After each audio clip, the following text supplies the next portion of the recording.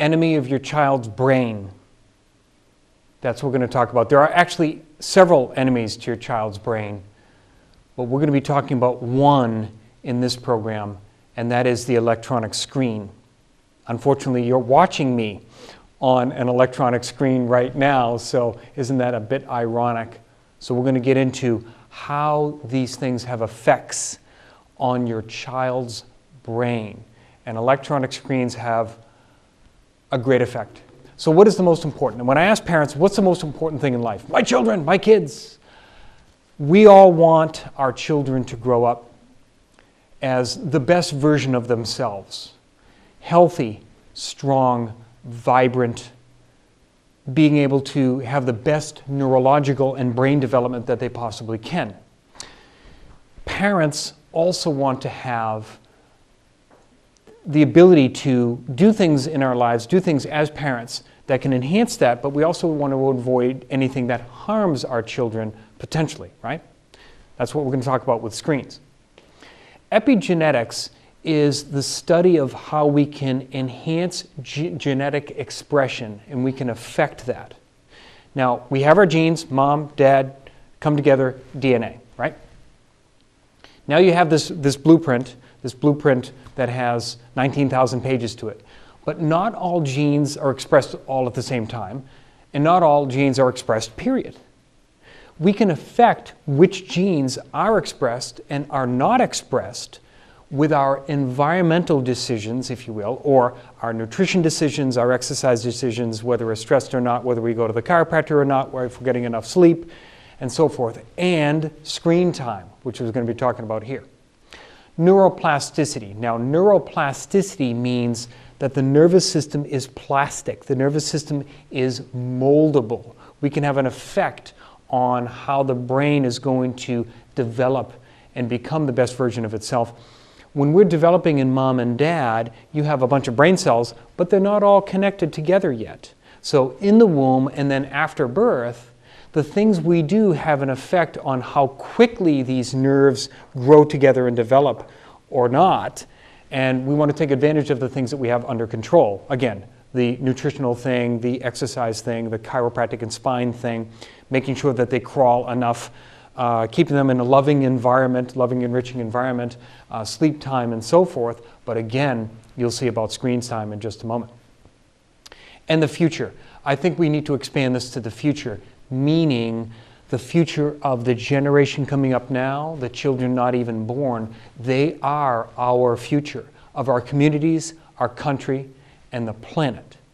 And if we have the best version of themselves coming up, those children are going to make the best decisions that are going to help us all. It's going to help our community and our country and the planet. And if these children are not growing up with the best ability epigenetically to be healthy and strong, we're not going to make those great decisions as our world moves along. TV screen time, let's get into some numbers here now. This is in 2015 by Jane Brody on the New York Times blog, just to wrap our head around some current numbers. The average 8 to 10-year-old is spending 8 hours a day, and I believe that is different media, so that's not just TV, that's going to be phones. Mainly phones are taking over, right? It's really not computers so much, and somewhat tablets and somewhat TV. A lot of the kids, it can be video games, right? But a lot of the times it is the smartphone, right? In 2013, the American Academy of Pediatrics cited shocking statistics from a Kaiser Family Foundation study in 2010. So this is already 7 years old now, 7-year-olds. The numbers are coming up. The numbers are not going down, as you can imagine. And then, of course, teenagers spending 11 hours a day in front of a lighted screen, smartphone, computer, tablet, and so forth. Okay? The average teenager is sending, that's on the next article, 3,364 texts per month. And the alarming thing is they're sending 34 texts after they go to bed. After bed, and that's a really bad idea, and we're going to get into that. That's a really bad idea.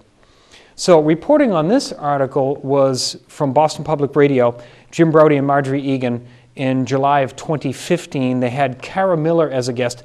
Kara Miller is the host of the show called Innovation Hub. And Kara said, she was quoting a research article, "The pen is mightier than the keyboard. Advantages of longhand over laptop note-taking." Another subject for another day, but they wrap this into the discussion of media and how much electronics we're putting in front of our faces. So 34 texts at night after getting into bed.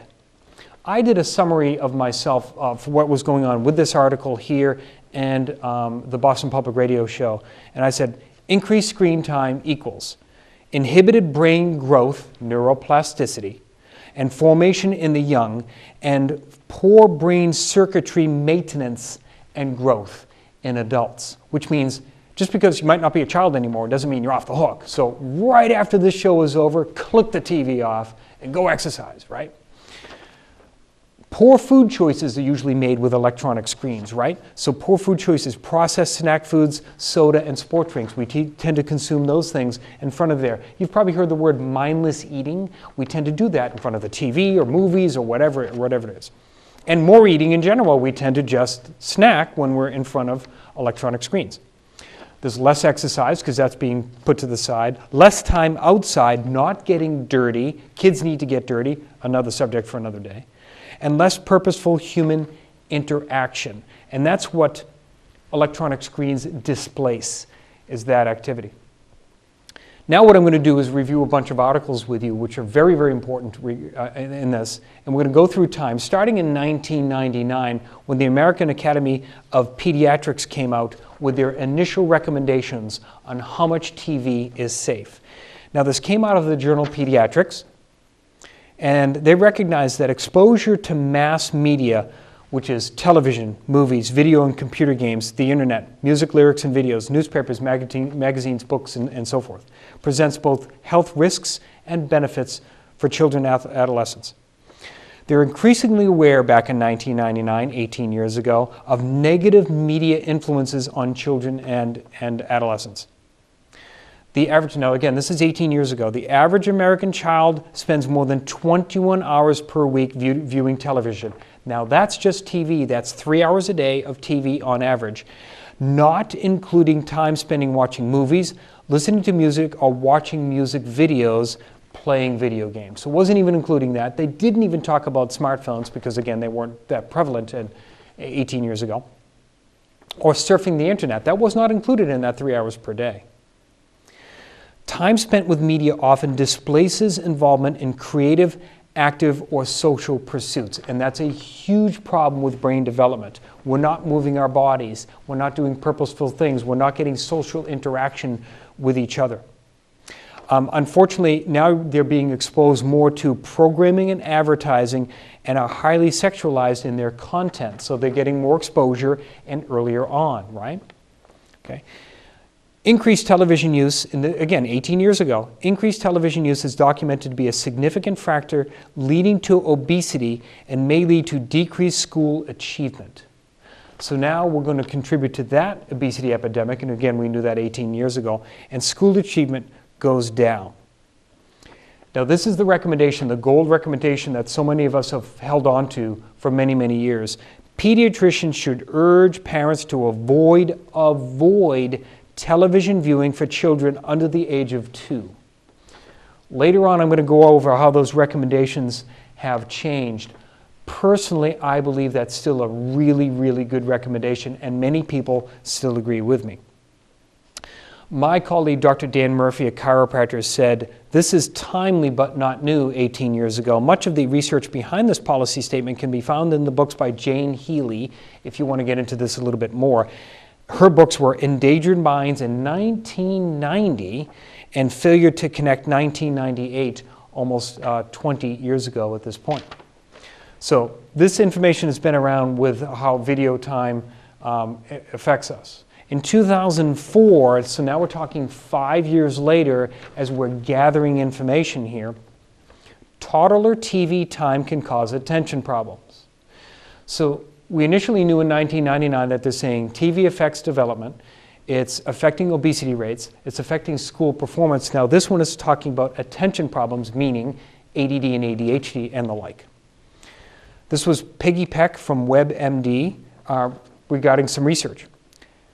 Using the television to babysit 1 to 3-year-olds increases the possibility that the baby will have attention problems in school, according to a new study of 2,500 children, a big study.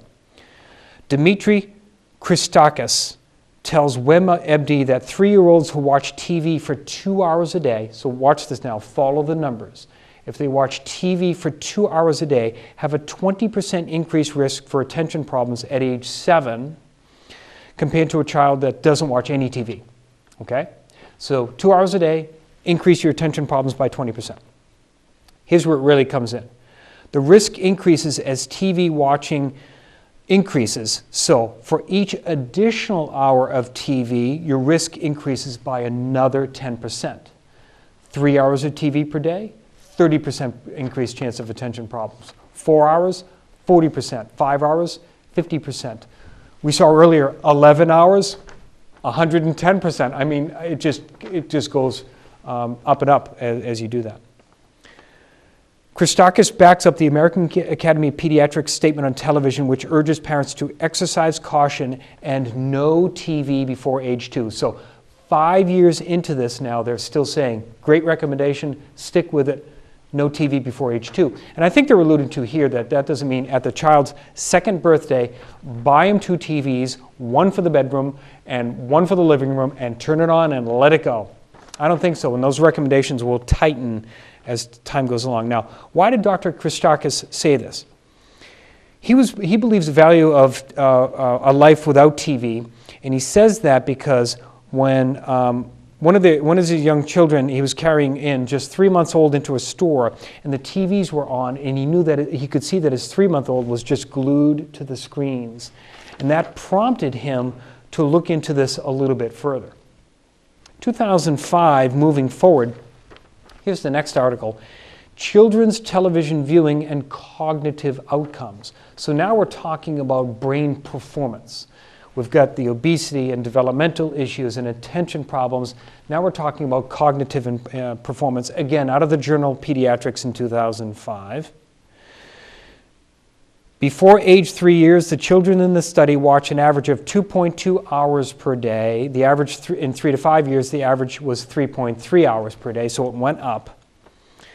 Conclusions of this study now in 2005, there are modest adverse effects of television viewing before age 3 years on subsequent cognitive development of children. That means that there's a long-term effect. You watch the TV from ages 0 to 1 to 2 to 3, you're affecting your brain at ages 4, 5, 6, 7, and beyond, and possibly maybe permanently. But remember, neuroplasticity, at least you have the opportunity to change it. So if you've already done the TV thing, not too late, fix your brain. We'll get into that. A large number of studies have reported deleterious effects on children's TV viewing on outcomes such as obesity, inactivity, attention problems, aggression, and sleep problems. Now in 2005, they're expanding their list of effects that too much TV and screen time has on us. 59% of children younger than 2 years watch TV every day, and they watch 1.3 hours of television per day under age 2. And remember that the recommendations now for 6 years prior to this had been 0. Television viewing reduces cognitive outcomes. Reduced television improves IQ, is what they're talking about in 2005. So cognitive development being affected. Now we zoom ahead into 2007. Here's the question of this one. Does child television viewing lead to attention problems in adolescence? 3 years after that other article that I had said, this was in the journal Pediatrics once again.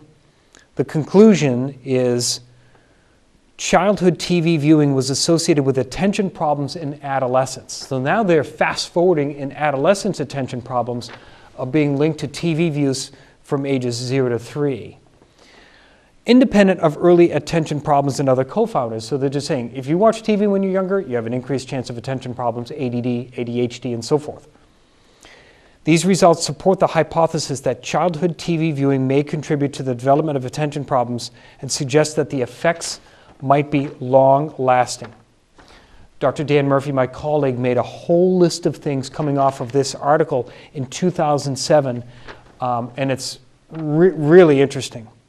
There's widespread concern about the increasing prevalence of attention problems. So ADD, ADHD was just taking off, right? And it still is. Excessive TV viewing is a cause of some of the attention problems, not the cause, part of the situation. Television is so exciting that real-life tasks such as schoolwork may seem boring. Kids don't want to do it, so they kick it to the side. For each hour of TV viewing, the odds ratio increases 43%. So it's not the 10% per hour that we studied earlier. It's now 43% chance of increasing that attention problem later on. If children watch more than 2 hours, or especially if you watch more than 3 hours TV per day, you have above average symptoms of attention problems in adolescence. It's really having a deleterious effect on the childhood brain. Television viewing, and this is so important, and these articles talk about this over and over again, it displaces other activities that promote and encourage attention, such as reading, games, sports, and play. So the unfortunate thing is more TV is kicking out the activities that make development of the brain so important. The same thing happens with us as adults.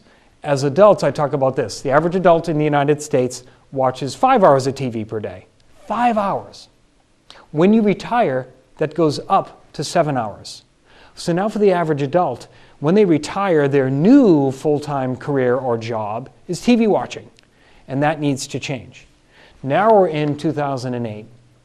Dr. Mercola suggests banning the TV from the bedroom because he had an article which he called "The One-Eyed Invader in the Bedroom." Okay? Now he is referring to an article that came out from the Archives of Pediatrics and Adolescent Medicine in March of 2008, which says more than half of American children have a TV in their bedroom. One study put the number at 70%. And I thought about this. I'm 50 now, and I thought back when I read this article, I've never had a TV in my bedroom, ever. I'm thinking back in college when I was a child, even now, never had a TV in my bedroom. That's a good thing. I'm going to try to keep that up. I will keep that up. Children with a TV in their bedroom score lower on school tests, are more likely to have sleep problems, are more likely to be overweight, and may have an increased risk of smoking. So now we're expanding it even further. These things lead into more bad habits. Why is that? Well, I think there are two reasons. Personally, this is what I believe. Again, neuroplastic, we're not allowing the brain to develop so we can be the best version of ourselves and make good decisions. And then number two, if you have a TV, what's on the TV? All of these ads that promote and enhance subconsciously, there's alcohol commercials and smoking commercials. There aren't any smoking commercials any longer, but there's smoking that is romanced in movies and shows, right? So you're going to see that, and that exposure goes up. So that's a problem.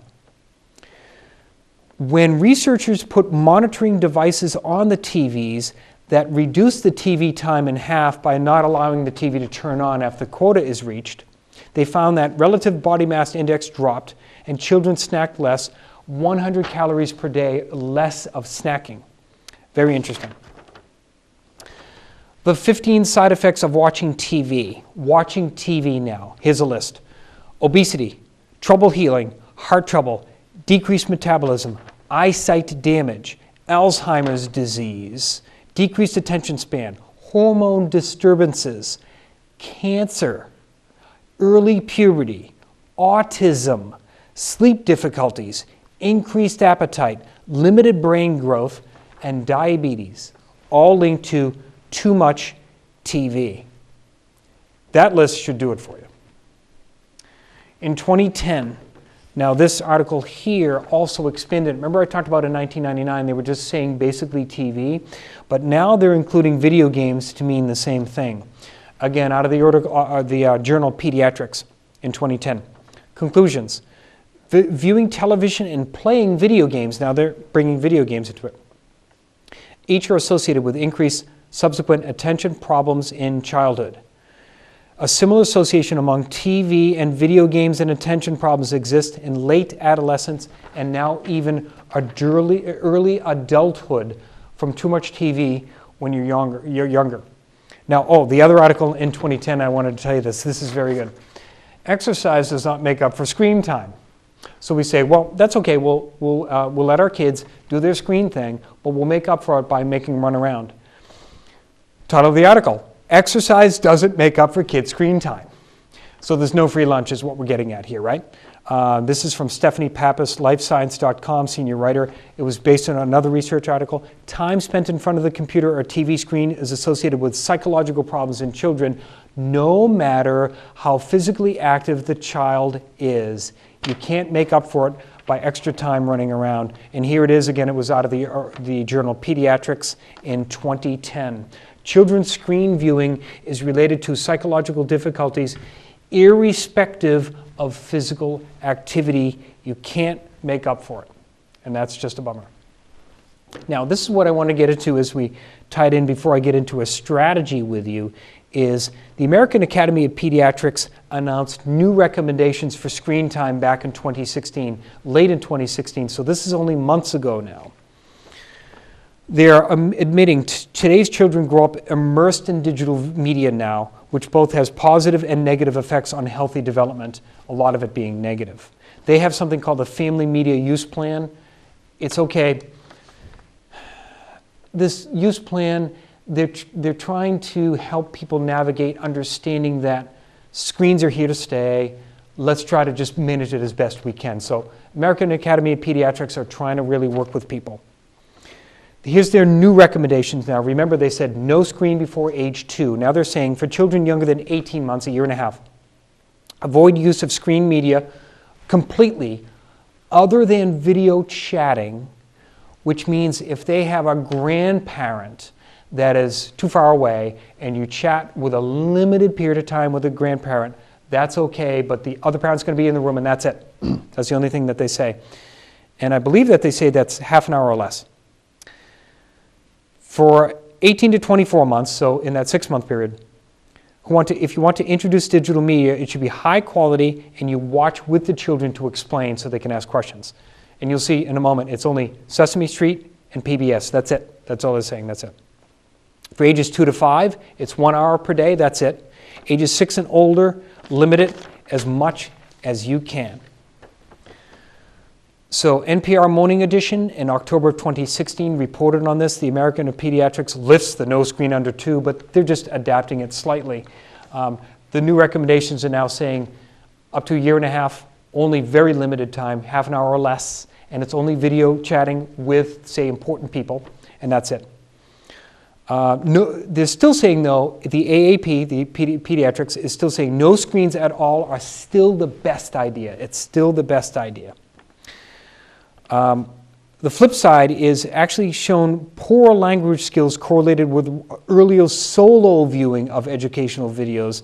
So what they're saying is you have to watch it with the parents. You have to watch it with the parents. We're going to, again, touch on increased screen time is related to obesity, sleep, and developmental problems. This is November of 2016 now, so only 4 months ago from the American Academy of Pediatrics, and they're talking about infants, toddlers, and preschoolers now growing up in environments saturated with technology. Children younger than 2 need hands-on exploration and social interaction with trusted caregivers to develop their cognitive, language, motor, and emotional skills. Do you follow that? So they are just enhancing that. They're saying we need hands-on, we have to move our body, we have to get dirty, we have to play with puzzles and blocks and pull on the dog's tail and all of that kind of stuff. Those are the things that we need to do that's going to make our brain grow epigenetically and neuroplastically. That's going to have the nervous system grow. Health and developmental concerns, says the AAP, on too much TV. Obesity, heavy media use during preschool years associated with obesity. Sleep, increased duration of media at any age, at any time, interrupts sleep. Childhood development, says more TV, poor development. Parental media use, parents' background television distracts the parent-child interaction and development as well. Here's the one that some of us wanted me to go over, is the article that came out at the late of 2016, Facebook and Misery. Now, I'm not saying that Facebook is miserable. That's not what I'm saying. All I am doing is I'm reporting on other research that talks about this. Here's the title of it. Facebook lurking makes you miserable, says study. Reported on bbc.com, December of 2016. Spending too long on social media can mean a deterioration of mood. Too much Facebook browsing at Christmas, they specifically said, and seeing all of those perfect families and holiday photos is more likely to make you miserable than festive, research suggests. The article, the research, was out of the journal called Cyber Psychology. I didn't even know that this journal existed. Cyber Psychology, Behavior and Social Networking. This is what the article was. The Facebook experiment. Quitting Facebook leads to higher levels of well-being. Facebook use affects our well-being negatively is the conclusion. And they compared them, they basically said it was demonstrated that these effects were significantly greater for heavy Facebook users and passive Facebook users, if you're just scrolling around, not communicating with people, and users who tend to envy others on Facebook. Just more things that we need to be aware of that it can help make you miserable. And lastly, before we get into strategies, I've touched on this, the psychological impact of negative TV news bulletins. So TV news is so negative, and I talked about this in my stress busting show. News is so negative, we need to limit it. This is an article back in 1997. 20 years ago, they're saying most news is negative, we've got to cut it down, limit it.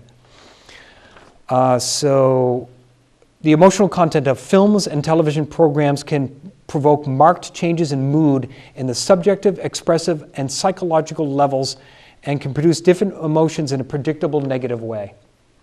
Anxious and depressed moods are known to generate information processing biases in favor of processing in threatening or negative material.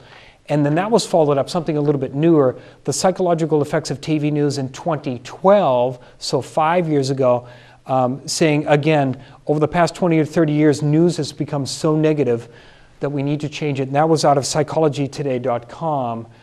We need strategies. What are we going to do? TVs, screens, smartphones, tablets, they are here to stay. What do? You start early. If your children are very, very young, or if you don't have them yet, start early, lay down the rules, get together with your spouse. Here's our plan. Nothing before age 18 months, or maybe nothing at all for age 2. Maybe we put the TV in the closet. We're not going to watch TV. Maybe when we're our child, we're going to limit our time on the phone so the child doesn't see phone, parent, phone. We're going to limit that scenario as well. You have to have unplugged areas and times in your home. So we're going to say, no TV in the bedroom, no cell phone in the bedroom. That stays out with the parents. When you go to bed, that's it, no screens. When we are having meals together as a family, the cell phones are gone, the TV is off, the computer is away. There are going to be times during the weekend that there's going to be unplugged times. We're going to spend family time in there. Earn screen time. Now, let's say you have older children and they're plugged in and you know they are totally addicted. When they have their screens in their video games, they're just saying, I want this, and they will revolt if you don't give it to them, right? Well, maybe you need to have a written contract on the fridge that says you can earn screen time with physical activity, with healthy eating, and if they do their chores, and they do their homework on time, and if they maintain their schoolwork grades, they can earn more screen time. I know that it's kind of telling a child, if you keep up your schoolwork, you get dessert. It's giving them a negative type of thing, but I know that's something we just have to work with as you try to navigate your own path with your children. If you're getting the grades, you get the increase in screen time. Remember that taking care of our bodies is just like Jack LaLanne, and he lived till age 96, completely functional, no chronic disease, no medications, nothing like that, and he exercised every day of his life until the week he died. And he felt fantastic, and his posture looked like this. That's what we aim for, and you do that with healthy nutrition like he did. You do that with regular exercise like he did. And the last thing is, instead of the enemy of your child's brain, we have to have friends of your child's brain, and those friends are reducing the poisons, which are reducing the screen time. Good healthy diets, clean diets, lots more water, staying away, no soda, no diet soda, no sport drinks, none of that. It has to be water. Move their bodies. As much physical activity as they can do is so critically important. Chiropractic care for the proper development of spine and its interaction back to the brain and the brain back to the body. Remember that the nervous system is a two-way street. We all think of brain out to body. Well, that's only half the story. The other half is body back to brain. It's 50-50. Better information in, better information out. Same thing with screens. Less screen time in, better development of brain, better brain out to the body. Okay? If you move our body, exercise stimulates nervous system into the brain, better output from the brain to the body, and of course, better spine. This is not a good deal, and this is not a good situation. Chiropractic stimulates those very powerful nerve endings that shoot information in the brain, changing epigenetically and neuroplastically what's going on in the brain, better information out. Appropriate sleep, getting the screen time away from them, not letting kids have their phones and screens just before bedtime.